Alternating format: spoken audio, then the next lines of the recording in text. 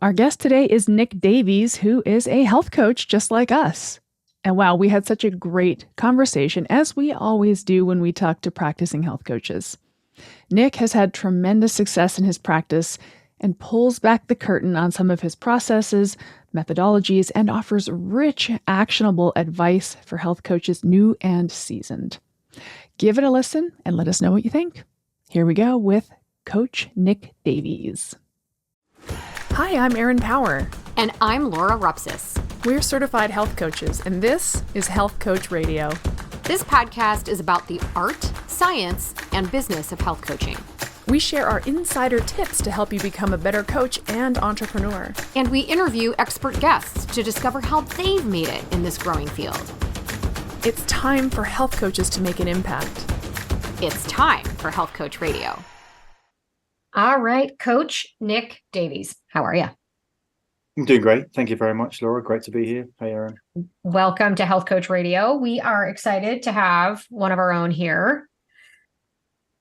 We're just excited. Erin and I were talking when we were thinking through season 6 coming up, that we just like having more of these kinds of conversations with existing coaches that have put in the work and have a business going. And it might not always be what you thought it was going to look like, but it's yours and it's awesome. And you want to share it with others. So that's going to be my sort of lead in. Why don't you tell our audience a little bit about you and who you are and your background and how you got here? I have so many things popping in my head as you were telling them. I was like, yes, that, and that as well, Laura. Well, I grew up in England, as you can hear, as everyone can hear. And I spent 20 years working in banking all over the world. Spent a bunch of time working and living in London, of course, India, worked in Asia for a few years, and I've been in the States for about 12 years now. Worked in Florida, worked on Wall Street, and it was great.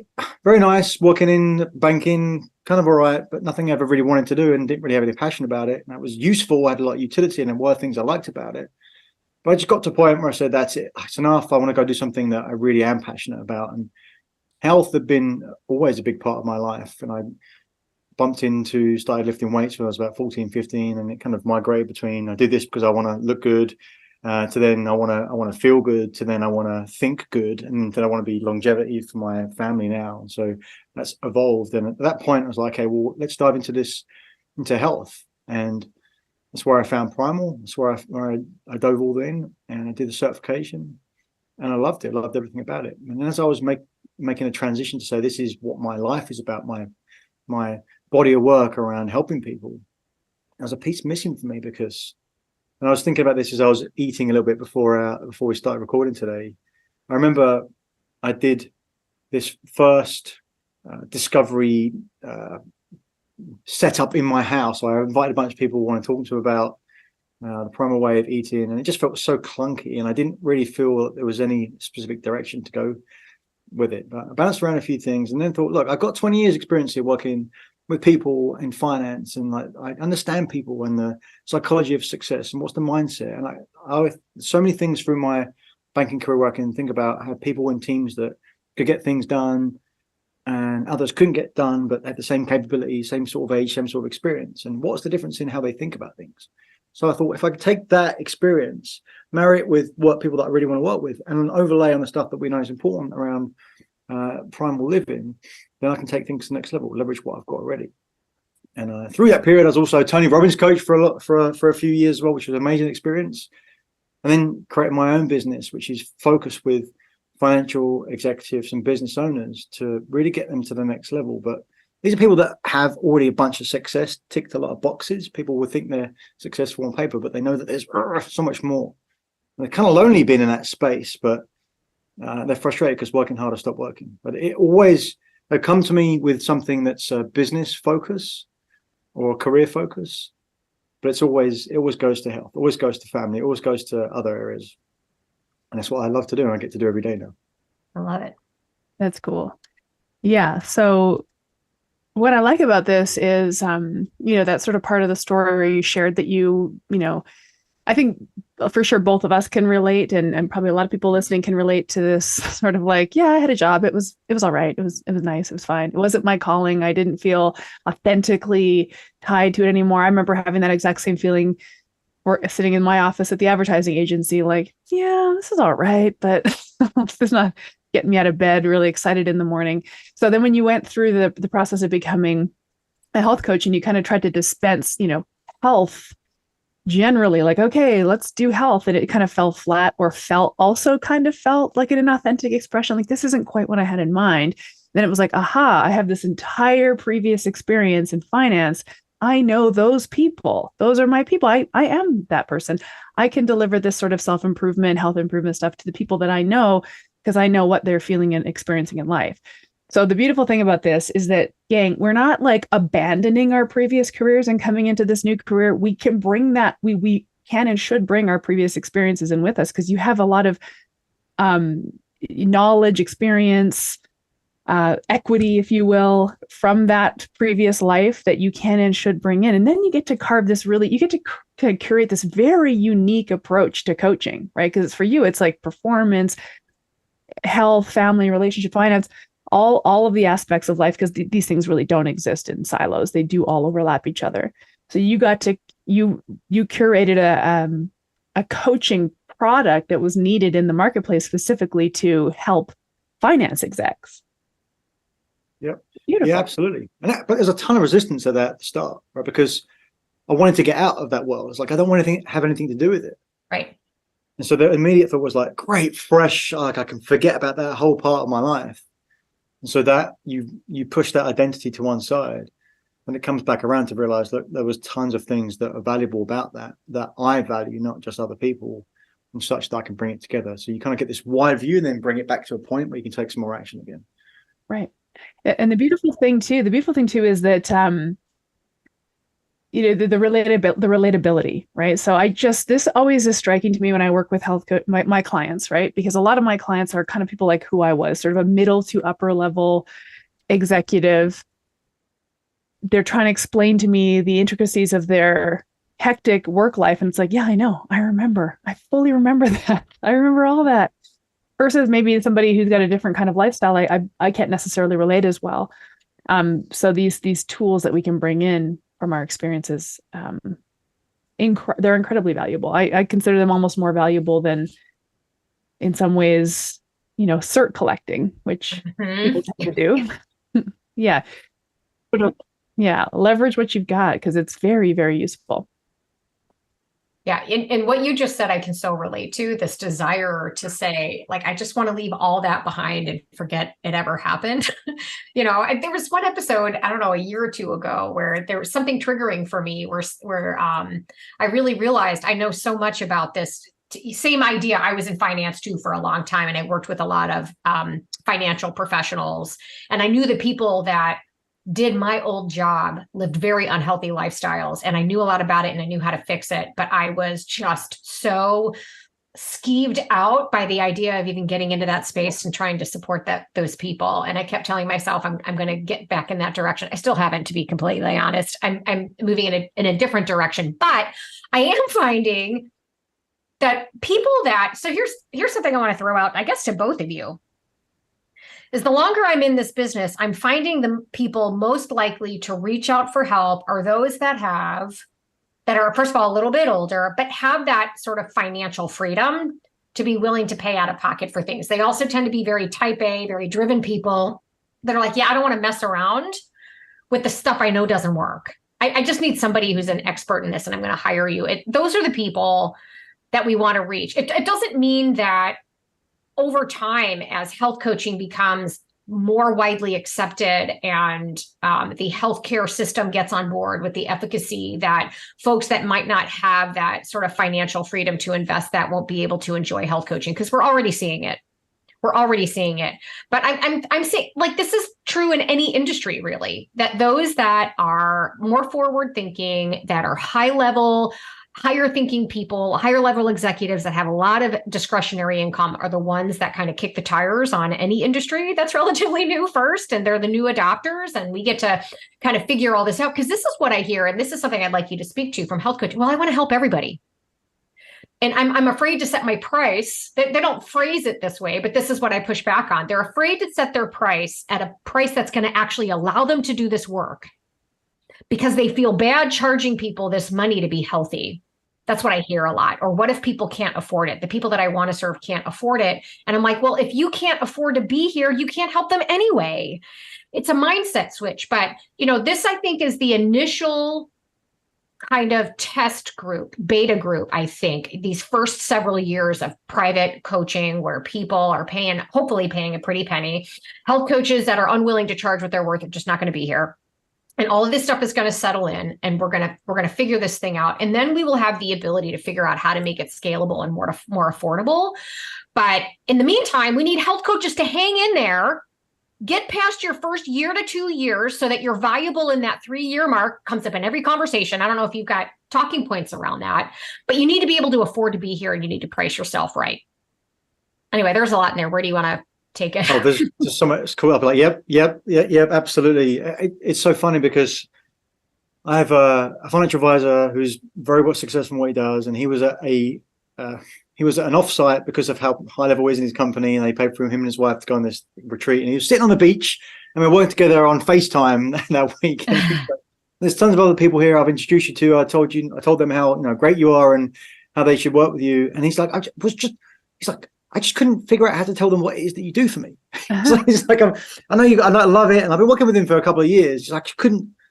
I said, his name's Aaron. I said, Aaron, it's about compression of time, because you've already ticked so many boxes in your life, and there's so much more you could do, and now you've got leverage to do that when we just get it done quicker, right? And so I think that's such an important piece to think about to that audience that you're talking about, Laura, because it's just. Look, it's just, let's get going. I can see content. I can go online. I can get tons of content. Everything's available. We talk about. You can go find it, but it's just like, will you actually apply it, and can you do it in a way that's has a method to it? I think it's so important to it.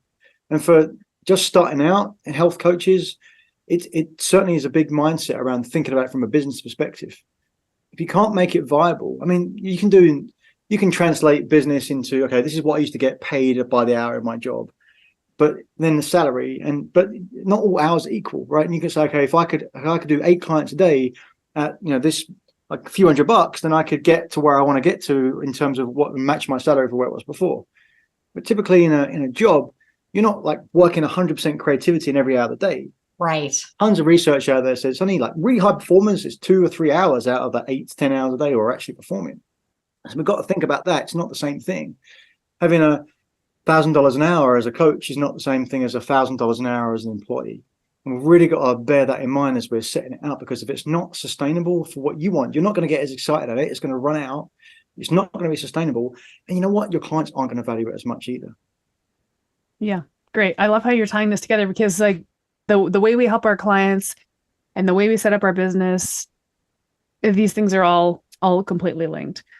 One thing that you mentioned, though, that just with respect to this type of client that you work with, you mentioned something that Laura and I both have, screamed from the rooftops for 6 years and counting now, or longer for that matter. But it's that the information is readily available, but no one's implementing or applying or executing on it. The only reason this just sprung up to me, because the kind of people that you're working with, so it's sort of these high performing men, I'm assuming, is it mostly men that you work with? Yeah, it's mostly men, yeah. Men at the top of their game professionally. I literally just had a conversation with a new client who I signed up yesterday, who's a surgeon. So same kind of idea. And he insisted that all he needed me to do is tell him what to do. He's like, all you need to do is point me, tell me what to do. I'll just get it done. That's all. Oh, I'm like, boy. And for me to, a surgeon, a very high achieving person, right, owns his own surgery center. It's like, I literally don't think that will work for you, sir. Like that information has always been available to you. We're going to have to get into the weeds of your life and really figure out how to orchestrate this for you. And there was a lot of friction there for him. So do you run up against that with your clients as well? Oh, it's such an important thing, because it doesn't matter how much of an expert we are in our very given field and the specificity around it. We've got plenty of the how. He's asking for the how. Give me the how. Give me the how. And that's always such a big sign for me. If you're asking for the how, you're never going to get the result that you want. Right. Because you're just like, just tell me what it is, I'll do it. And you've got to dive deeper. And that's why, for me, if it's coaching on health, it's coaching on business, family, spirituality, you name it, whatever it is, it's all the same stuff, essentially, because it requires to understand people's mindsets. It requires actual deep coaching to understand people's thinking patterns, right? To how are we thinking? What are the things that we don't see, that we don't know? No, most people that are watching this, listen to this, understand that there's pieces of us that we don't see.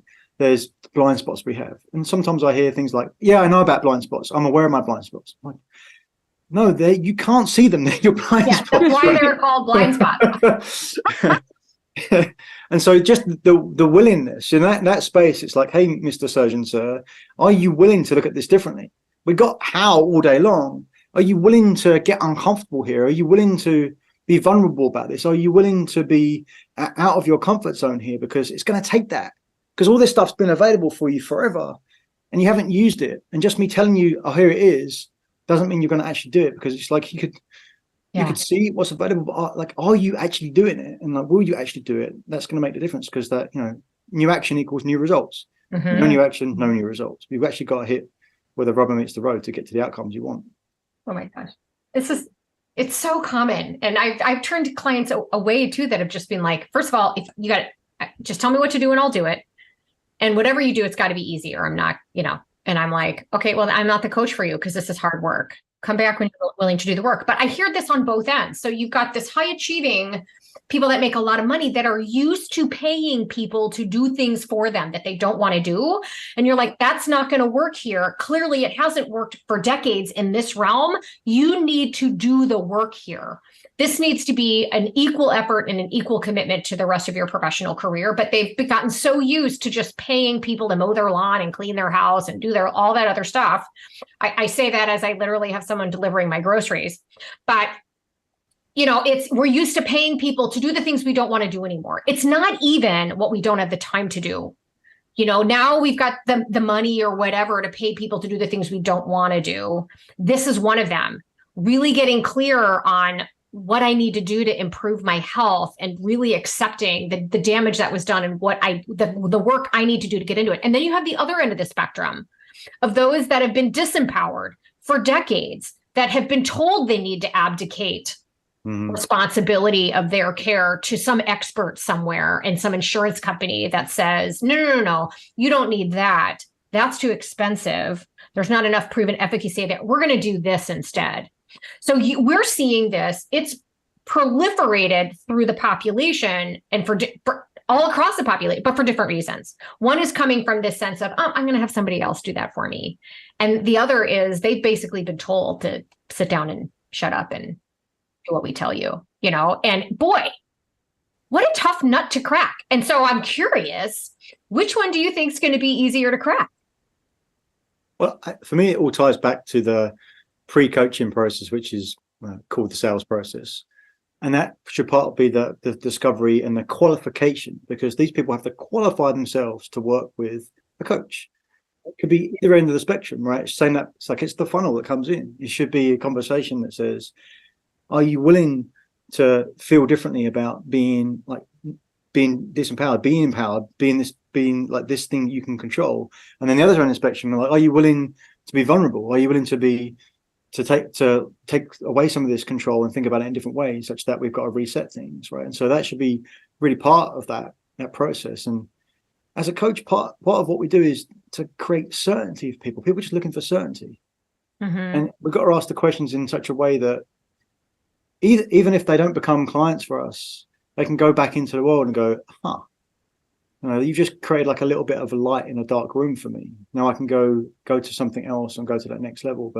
I think that's why it's true. No matter what it is that you're coaching and whatever they come to you with, it's giving more tools of awareness, right? Because everything starts with awareness. It's not everything, but it starts with awareness and understanding what our thinking patterns are and creating some visibility around those is a powerful thing.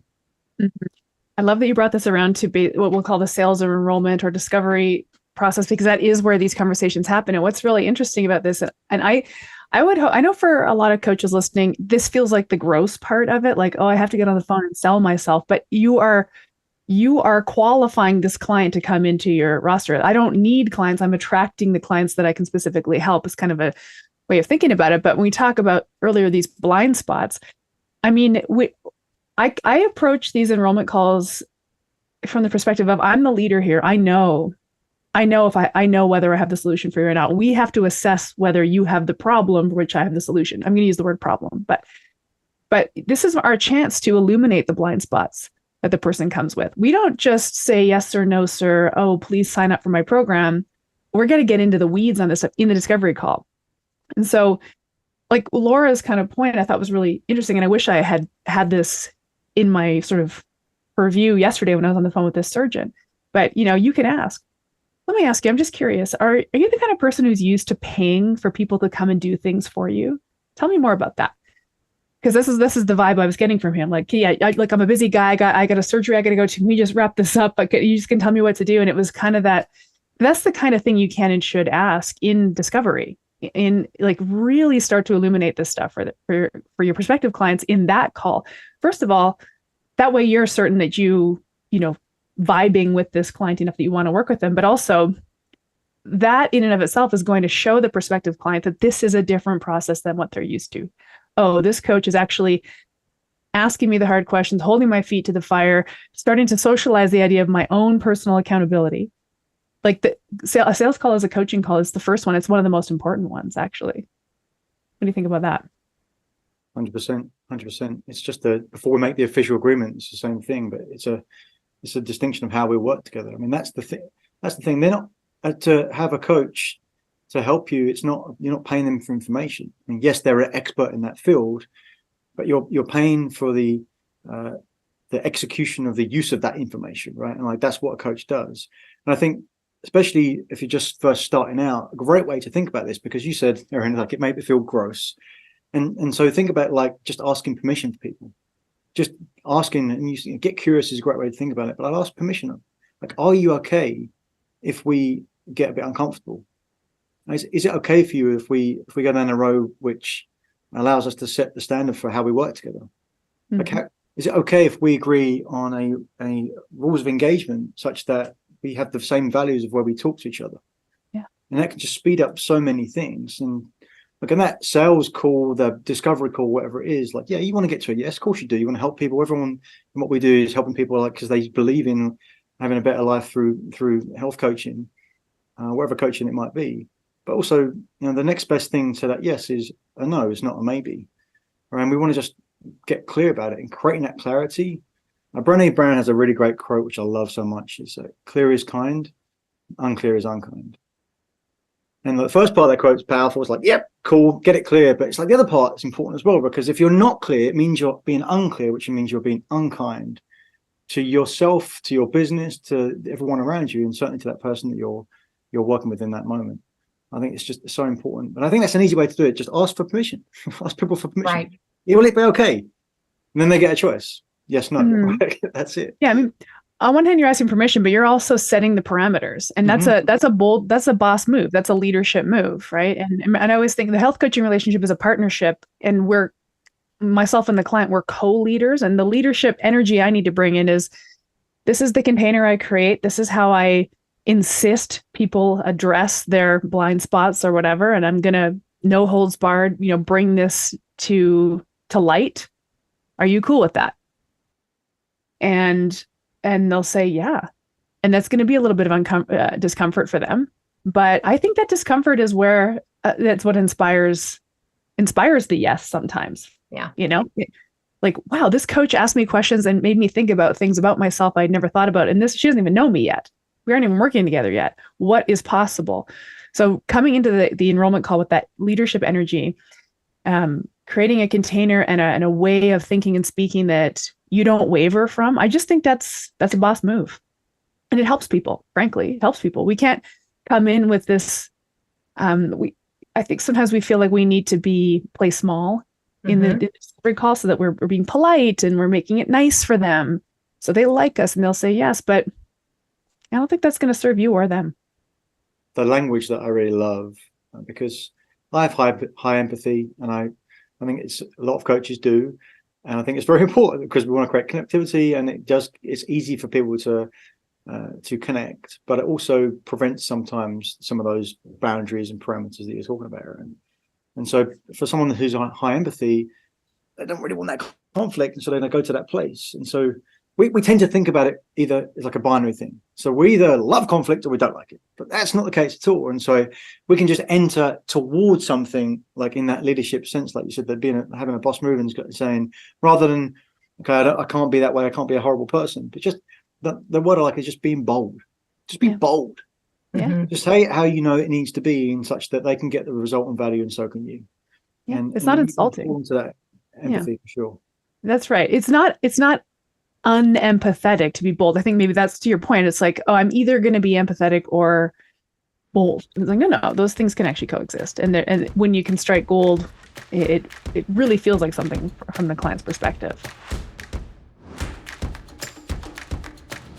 Health Coach Radio listeners, have I got a treat for you.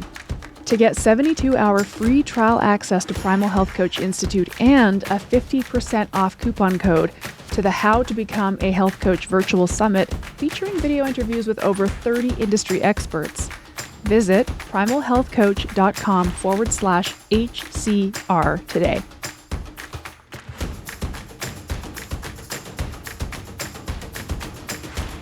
Well, and you said something earlier, Nick, about how what people are looking for is certainty, right? And so if, which is sometimes a question I'll ask clients when they keep running in circles, if like, hey, if failure wasn't an option, what would you be doing next and why? Right? If you knew you could succeed, kind of, so this idea of certainty, but it's kind of like, I think many health coaches get themselves in a box and selling an outcome rather than a solution to a problem. Right.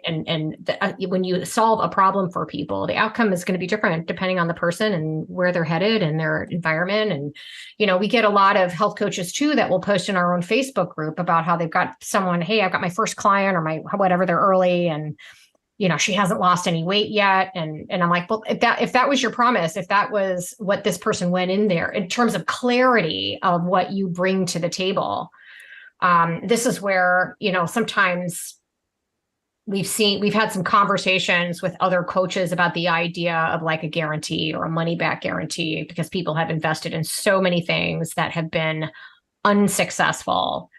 You've got to kind of define what that guarantee is. You can't guarantee that someone's going to lose 20 pounds, but you can guarantee that you're going to show up every time, that you're going to be present every time, that you're going to be 100% committed to advancing their agenda and what they're trying to accomplish. That if you don't know the answer, you know where to go find the answer, and you will work together to find the answer, right? It's providing clarity around the experience and the journey, I think, that people need. And if the goal is 20 pounds, we'll get there. But everybody's path is going to be different. And I can't guarantee that that's going to be in 12 weeks. Right. So this idea of sort of creating a sense of certainty around the journey and the relationship, this clarity is kindness, and unclarity is unkindness. You end up with a lot of misunderstandings when you can't clarify that. So do you mind sharing with us kind of what your process is like and how you have these conversations? Absolutely, I'd love to. I also wanted to tie back to what you said, because when we think about solving the problem versus solving that problem for that client, right? Because we often think about when we're putting out there, from a marketing perspective or a social media perspective, we're telling them that the thing that we solve, and that's the way it needs to be done from a marketing perspective. But when it comes to that client coming in, I don't know, what do you want, client? You tell me. It's your outcome, it's your life here, and so it needs to be specific. So what's really, really key for me is to think about that as the client's coming in, and making sure that everything's documented, making sure that there's a clear thing that people can actually see. These are the goals that we agreed on. And whether you've got a really complex set of pretty templates that you fill out, or it's an online, it doesn't matter if it's just an email, as long as it's something that you can actually see together and say, is this the thing that we're really working towards? Because I had a client this week, and he completely different industry, right? It's like recycling industry, and he's saying, like, I really need to get this thing delivered by this year. And he said he's in Mississippi, and this is things in North Carolina where I am. And I said, who's doing it? Who's on point for doing it in North Carolina? He's like, oh, this person. Okay, it's like, if I asked them right now, would they be able to tell me that it's absolutely true that they believe 100% that they're on the hook for this, delivering it by the 27th, which was the date? And he said, well, I think so. It's like, well, that's where it's going to go wrong, right? And so you can fix that now. You just got to get clear. So my process is really simple. I call it the AAA approach. And the first day, I've mentioned it a couple of times, is awareness.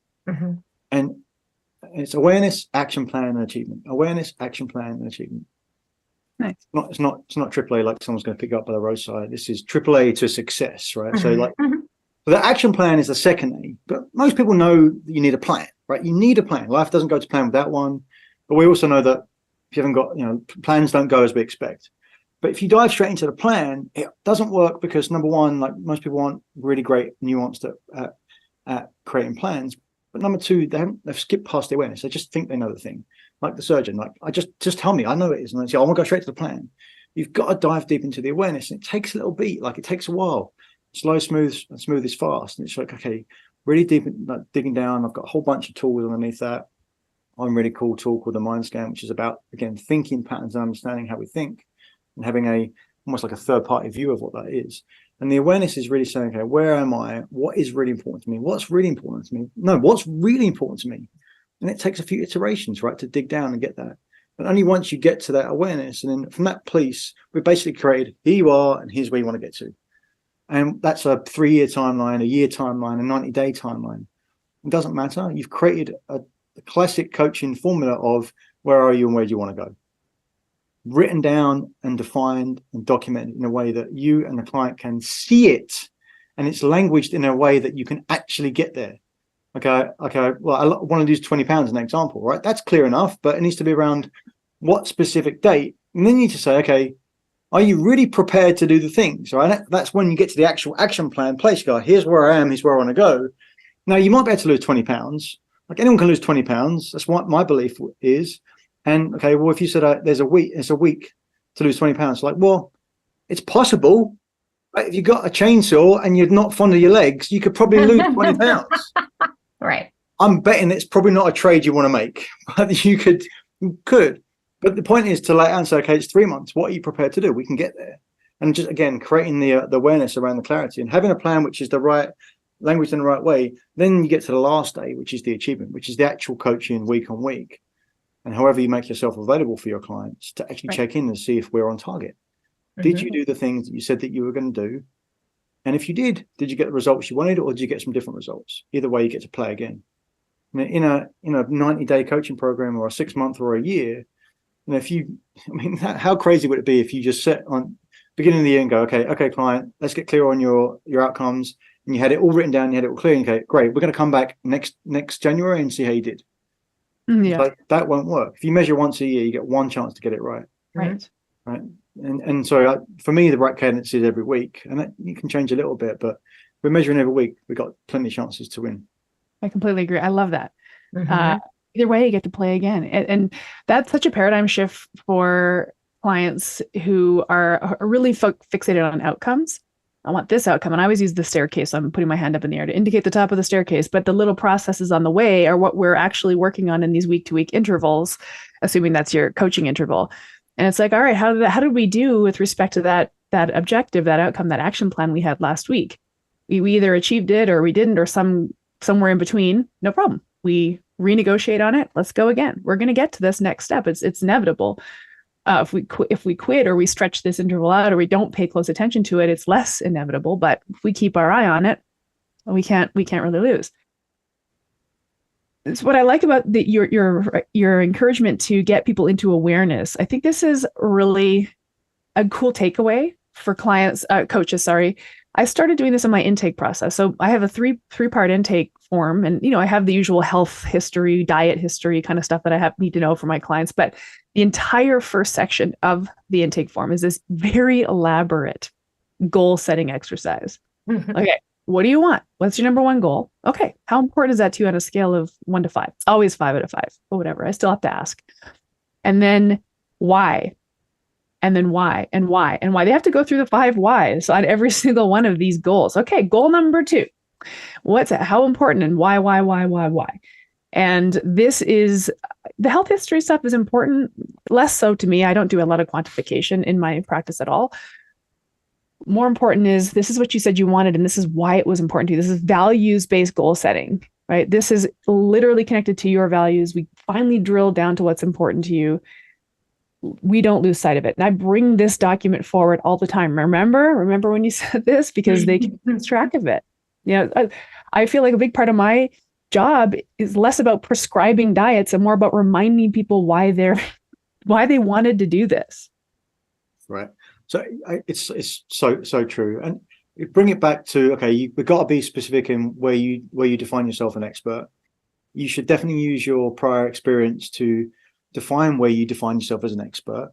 And you can know that after you do that, like the irony is the more precise you get about who you want to work with, the wider it actually goes of who you're going to work with, because you're actually telling someone who it is.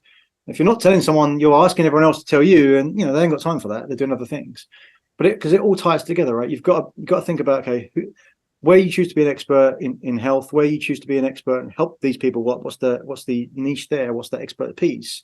And then it's also got to be understanding, like, okay, it's the mindset and the psychology, the practical psychology of actually getting people to do these things and to set up your process to point people towards it. I always had this visual in my head. I don't know, follow me on this. It's like you're like in the middle of a football field, and you can go in whatever direction you want to go, and you just walk in those directions. You're not really thinking about it. As coaches, what we do is we have these like big things that come down, like that create barriers around these people to help them go into the direction they want to go. Right? It's like, I can't go anywhere except for that place where I've defined I want to get to, and we're always adjusting that because it's not about what's the right thing to do. It's just, are you doing the thing you said you would do, and if you did, is it actually the thing that you want at the end of that specific journey? And it's constantly reminding us that, because it's always moving. Oh, do you remember last week when you did this? It's like, oh, no, I don't even remember that. I can't tell you how often that happens. People I've worked with for like 3 years. Did you do this thing last week? No, I completely forgot. Or did you write it down? Was it scheduled? Did you tell the person you said you're going to tell? It's like, oh, okay. And I had this thing on a podcast recently, which I thought was like perfect, because it comes up so often. It's just simply, we need to be reminded way more than we need to be taught. It's not new information, but there's just so much out there that we just need to have that come back. And I think that's such a big value of what we add as coaches. And it's easy for us to see for our clients. That's why we must have coaches as well, because I screw it up all the time. And so this would be a helpful exercise, because what I hear so much of is it's not so much that they forgot. It's that, and I hear this a lot, life got in the way, and because life got in the way, I wasn't able to. And, okay, so let's talk about this. Is this something that comes forward for you, often? Let's work through how this happens. But then at some point, you have to have this conversation about priorities. So life got in the way. Well, specifically, what part of life? And does this happen often? And specifically, why does this happen often? And what can we do to get ahead of that, so that this particular portion, it's not life, it's a portion of your life where you're prioritizing something else. Let's switch the priority, because to Erin's point, remember when you told me this, that it was a 5 out of 5? What is the priority of this other thing that keeps getting in the way? Or is this just triage? Something happened and now you got to triage it, and that happens. So what is it about the way you've got your life sort of organized and set up where it's constant triage mode? And for many people, I just think they feel stuck, like there's nothing they can do about it. They're stuck in this kind of letting life happen to them. And that's this sort of victim mentality that so many people have, that we need to help sort of break them from. And I would love some thoughts on, I'm sure you run into it, even though many of your clients are more kind of high level achievers that are go-getter, but I still hear it. I don't care where you are in the career path ethos. Oh yeah. It makes no difference. It makes no difference. You go back to Erin's stair steps, right? It's like, it doesn't matter how high up the stair it is, you still got the same things to contend with. It doesn't ever go away. It's always that awareness, action plan, achievement, like piece, see, like it's on the macro or the micro of that day or that week. But there's a quote I heard recently. It said, all change is linguistic, right? Everything comes from language. And if you're telling yourself all the time, life got in the way, it's like, it's everything. It's everything. Oh, this thing went wrong. Everything went wrong. Everything? Really? Oh, is it just one tiny little thing in the day? Right. We're just like, oh my God, the world's going to end. The world's going to end. It's like, well, all right, well, yeah, that annoyed me for 10 minutes. But how you represent it is everything in your mind. And that's a huge part of what success is with coaching for our clients, is just to have them like play their language back to them. Like what are people saying out loud versus what are they saying internally to themselves, right? I can't do it. I'm not good enough. Like the belief in the identity they have, plus the single specific outcomes, and then I'm big on rigging the game to win as well, like playing it through from now to the future.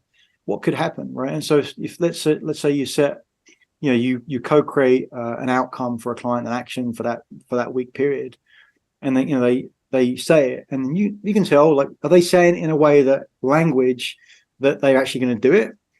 And then when are you going to do it? Oh, I'm really busy. I'm going to try and fit it in. No, I'll probably fit it in. Mm-hmm. I'm not going to do it. I can tell you right now, it's not happening. Right now, look at your calendar. You have time. Yeah, it's all the language. Oh, this is my fave.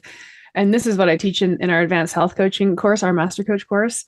One of my favorite, using air quotes, things that clients will say. So there's these sound bites that clients use. What was the one you just said? It was,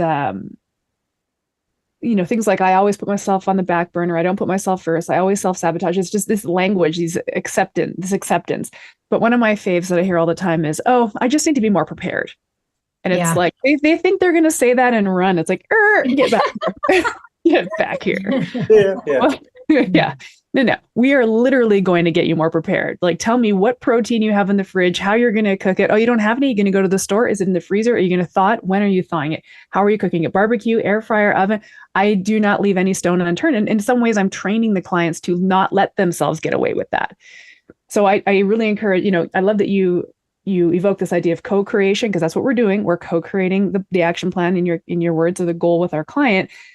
And I call this granular goal setting. We want to get granular AF with this. So the client will be surprised that I care if you're cooking your chicken in the air fryer or the slow cooker, but I do care, because I need you to figure out that these are the small steps that are actually missing. Right? Saying, oh, I just need to be more prepared. That language it's soft language, right? And folks really, really do lean on it. So paying attention to language, I consider it to be an incredible, an aptitude coaches must develop over time. Completely agree with you on that one. Oh, it's sensory acuity for coaches. It's because when you start to really focus on that, it jumps out all the time. It's just, and you can add levity to conversations with it, because it starts to be amusing after a while, which is great for breaking people's patterns to get them into something that's a resourceful state, such that they're willing to do it. And I like playing with that language back to people, because it's easy. I just need to be more prepared. And they think it's easy in their mind. They think they've set themselves up well. But it's like, but did you do it? What's going to be different this time? Well, I just be more prepared. It's like, and play with it. And let's make it smaller, because it's like, right. I just need to buy a new food. It's easy. But if you haven't done it, it's still too big. Right. Right. And overwhelm comes from making things too big. And just make it smaller. Make it so ridiculously small that you just like, well, of course I'm going to do that. I'm going to do it right now. Stop putting barriers up. Like I'm going to go to the freezer right now. Like as I'm on the call, I'm putting chicken that's going in, starting to thaw out. Like it's ready to go. Like just take the action, but just small, because that's what starts to build trust in yourself, like certainty for yourself, that person. That's how we transfer that. Yeah. And nobody's done that with them before. I've literally done this with what you just said. Okay. You have it in the freezer. Can you go thaw it right now? No, I'm dead serious. I'll wait. The amount of times I have to just coach my clients to thaw meat, and they probably think that's the goofiest thing. But on the other hand, they're thinking, yeah, I don't commit to doing that. And that's why I'm unprepared right now. It's just these major ahas that we bring people through. And I love coaching in that way. And I think when I first got started, and maybe this is resonant for anybody, is I really expected maybe on some level that I was going to be doing these great big lifestyle changes with people. And in fact, I get into the weeds and have learned to really love it. It's just the most fun place to hang out with a client. Well, and those overachievers are like, that's it.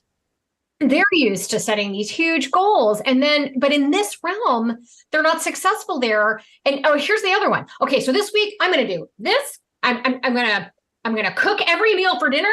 I'm going to go to the gym 5 days a week, and I'm going to be in bed by 10 o'clock every single night. Those are the 3 things I'm going to do this week. And I'm like, that's awesome if you can do that. But I want you to only commit to one. And I want you to tell me how you're going to do it. Which one are we going to pick? If you're really honest about let's think about your week coming up. Okay. Are you really going to get to the gym every day? How likely is that really? What do you think you can't, you got to pull him back, because that's the biggest, like one thing at a time is my big mantra. Let's do one thing right repeatedly, then we'll layer another one. And then as momentum builds and confidence builds, then you can get those bigger goals in there. But you've got to start with the small ones. You just hit it. This is the confidence. We have to be checking in on our client's confidence because we're co-creating the goal with them, right? So if he's like, okay, bed every night, gym 2 a day is 5 days a week. Okay, on a scale of 1 to 10, how confident are you that you can do all these things? And if the confidence is ambivalent or low, you don't got a goal. You got to go back and chip it away to make it the smallest thing that we can get 9 or 10 out of 10 confidence. And that's a practice that we have to train in our clients too, moving forward with what they think, what they believe, what they know they can confidently do.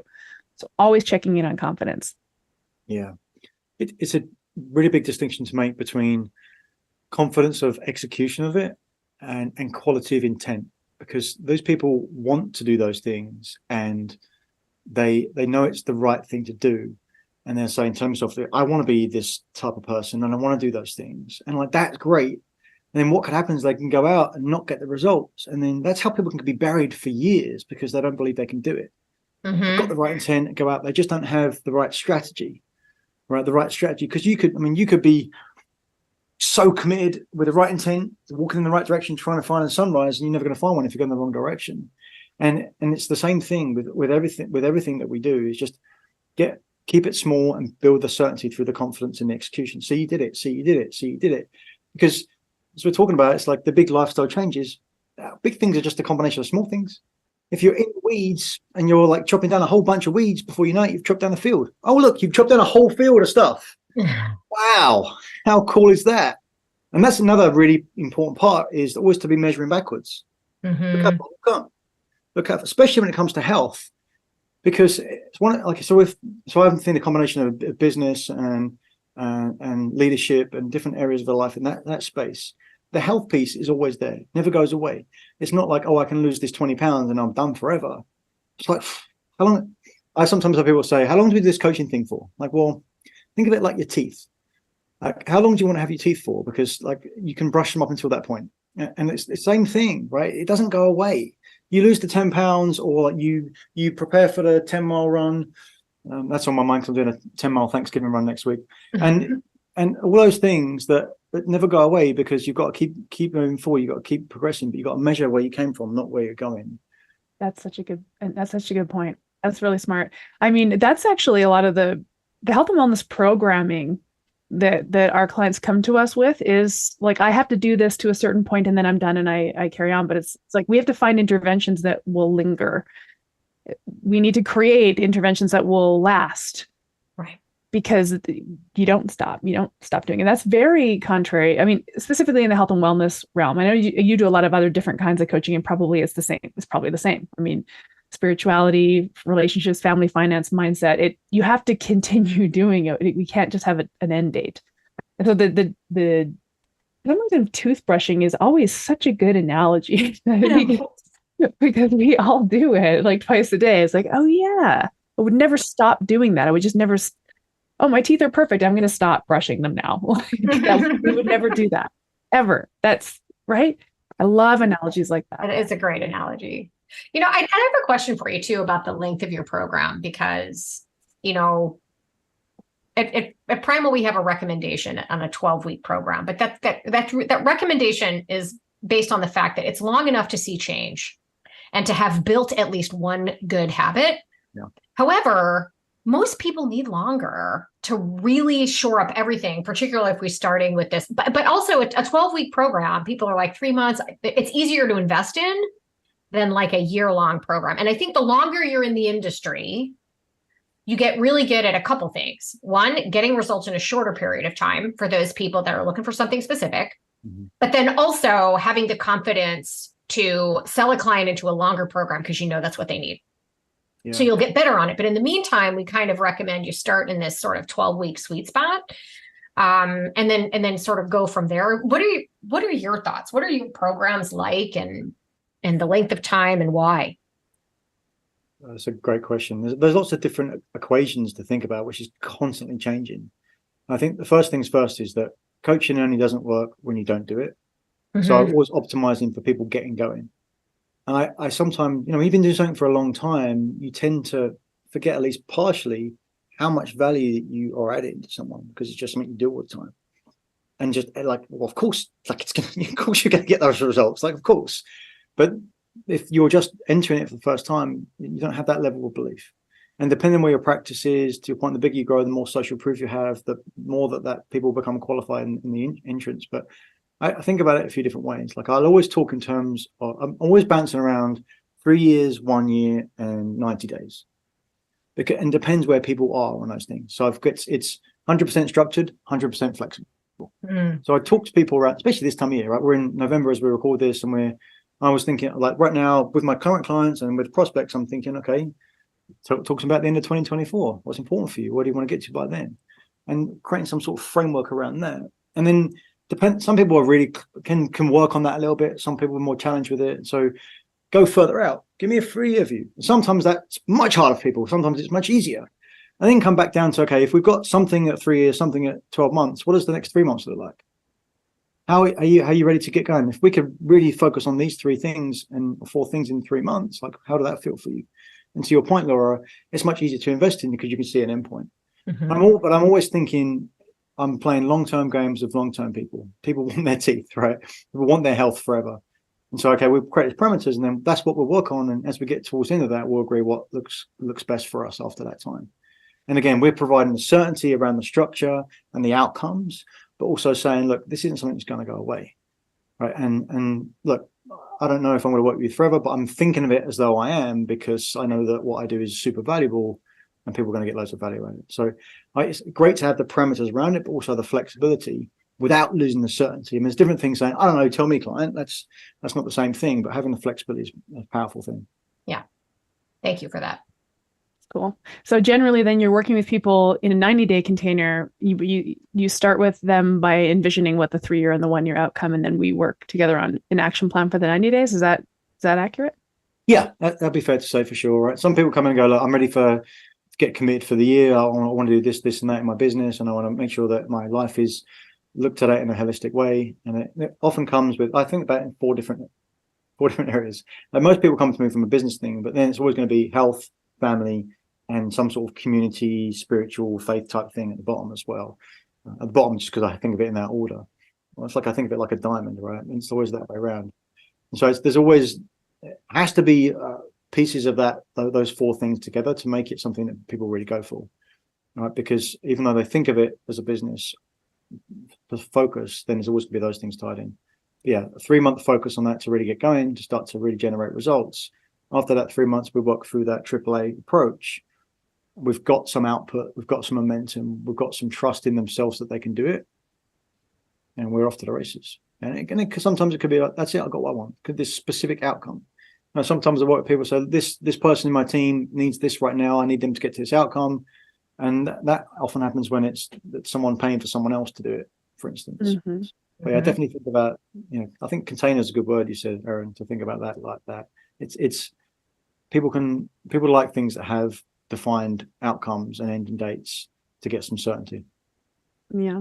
I'm always thinking of ways I can communicate with folks on discovery calls to, we talked about this quite a bit in this conversation, but an interesting takeaway, an interesting exercise, because like when I'm on the discovery call with a client, and I always get a sense of how old they are and how many kids they have and how old their kids are, because my clients are usually coming to me sort of in mid 40s, shall we say, and their kids are, often taking care of themselves in some level, maybe they're teenagers.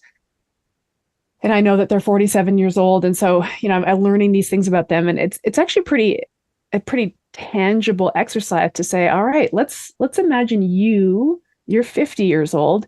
Your kids are 16 and 14 now. What's life like?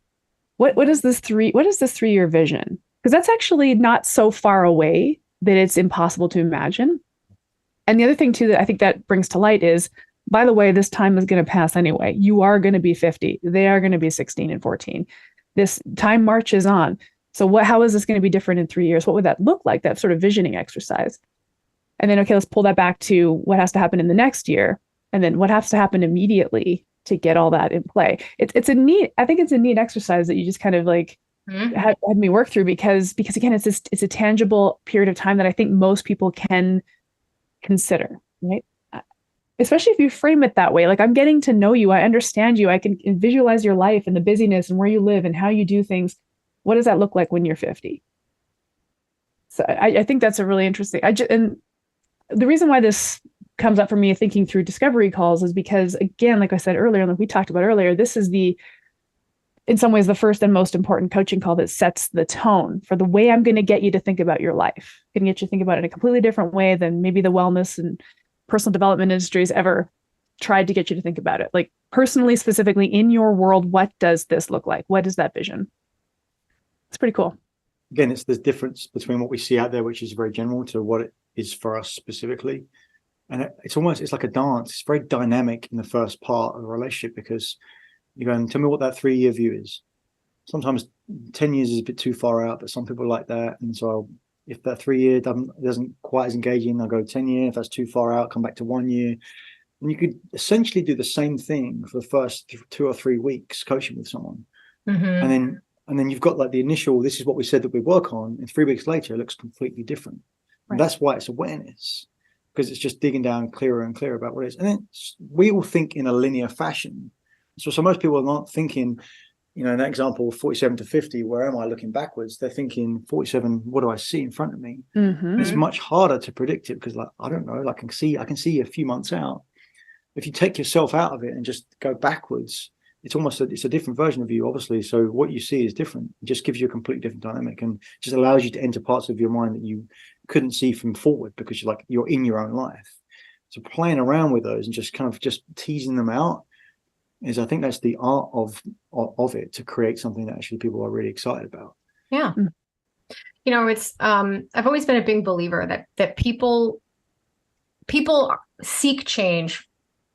Well, they're either pushed into it, they're not really seeking it, but something has happened that's forced them into it. No one likes being in that situation, but it happens whether you like it or not. And right? So people are either pushed into change, which in some cases is what brings them to a coach to begin with, mm-hmm. or dietitian, or whatever, right? Something has happened that has now led me to, I have to change or else, right? And if we can, as coaches, turn that on its head to more of they're pulled into change, because they now have this vision of something they want in the future. And it makes the process of that change so much more enjoyable than feeling as though they're pushed in that direction because they don't have a choice. I'm making a choice to go in this direction because I don't want this, and I want that. And it allows you to change that frame of mind. Yeah, it's the pain and the pleasure, the carrot and the stick. Mm-hmm. The pain is a great driver in the moment because it's right there in front of us, but it runs out pretty quick. And we're good at enduring things like, I just pop this bad back forever, I'll be all right, because it's not too bad. I'd rather have a broken arm for 6 weeks and have the acute pain than having a bad back for 20 years. Suddenly, all of a sudden, I can't get out of bed. But so it's always like use the pain to take the initial action, but use the pleasure to sustain it. And those things are constantly in that up and down and playing around with it. So yeah, absolutely. Getting so many good sound bites from you, Nick, honestly. Oh, so fun. Just jotting these down. Okay, so this has been very fun talking about coaching with a coach. So we have a sense of, I always just like high level. I think this is a nice way to bring these kinds of conversations around. So we kind of have a sense generally of who and how you work with people, but like actually tactically, logistically, how's your business set up? Are you open for enrollment all the time? Do you perform launches? How do you market? Like, where are you finding your clients and how are you getting them into the process? And give us some of the tactics of your program.